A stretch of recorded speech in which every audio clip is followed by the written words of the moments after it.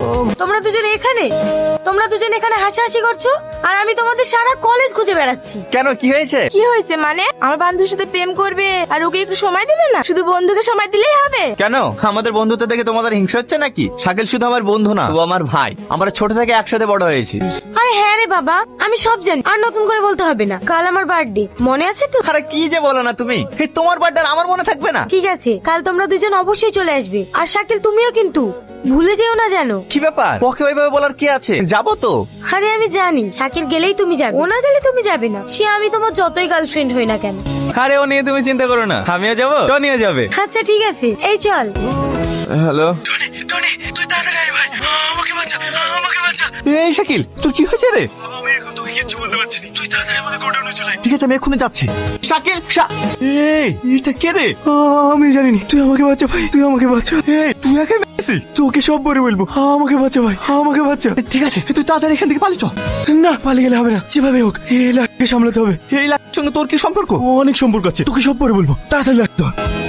চল বাবু, খেয়ে নেগা। না আমি খাবো না, ভালো লাগছে না। কাল রাত থেকে তোর কি হয়েছে বলতো? যখনই খেতে বলছি তখনই খাবো না বলছি। আমার কিছু হয়নি, আমি এমনি খাবো না। তুই মায়ের চোখকে ফাঁকি দিবি? তোর তো কিছু না কিছু হয়েছে। তুমিও না। ঠিক আছে ঠিক আছে, চলো খাবার রেডি করে খাচ্ছি। ব্রেকিং নিউজ, এই মুহূর্তে চাঞ্চল্যকর খবর। এমএলএর একমাত্র ছেলের দেহ উদ্ধার নদীর ধার থেকে। পুলিশ চিরুনি তল্লাশি করছে। যে নম্বরে আপনি কল করছেন সে শাকিলের এখন ফোন সুইচ অফ কেন? সুইচ অফ আছে। এই বাবু, খাবার রেখে চলে যাচ্ছিস যে? আমি এক্ষুনি আসি মা। টনি দাঁড়াও, কি ব্যাপার তোমার? দুদিন ধরে কলেজে আসছো না আর চোখ মুখের একই অবস্থা করেছো তুমি। কোনো টেনশনে আছো? না না, সেরকম কিছু না। গাড়ি থেকে নামো, তোমার সাথে আমার অনেক কথা আছে। সালমা, আজকে আমার মনের অবস্থাটা ভালো না, অন্যদিন কথা বলি। আমি বুঝতে পারছি না তুমি আমার সাথে এরকম ব্যবহার করছো কেন? তোমার কি আমার সাথে কথা বলতে ভালো লাগছে না? কাল দুবার ফোন করলাম, রিসিভ করলে না।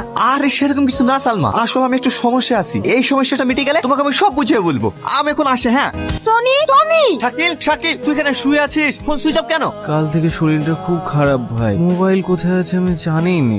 এই তুই জানিস কাল যে আমরা লাইট ফেলে আসিনি, ওকে ওই এমএলএ ছেলে নিউজে দেখাচ্ছে। তুই কি বলছিস এসব? আমরা আবার কোথায় লাগিয়ে আসলাম? আরে কাল থেকে তুই করেছিলি নি, সে কথা বলছি।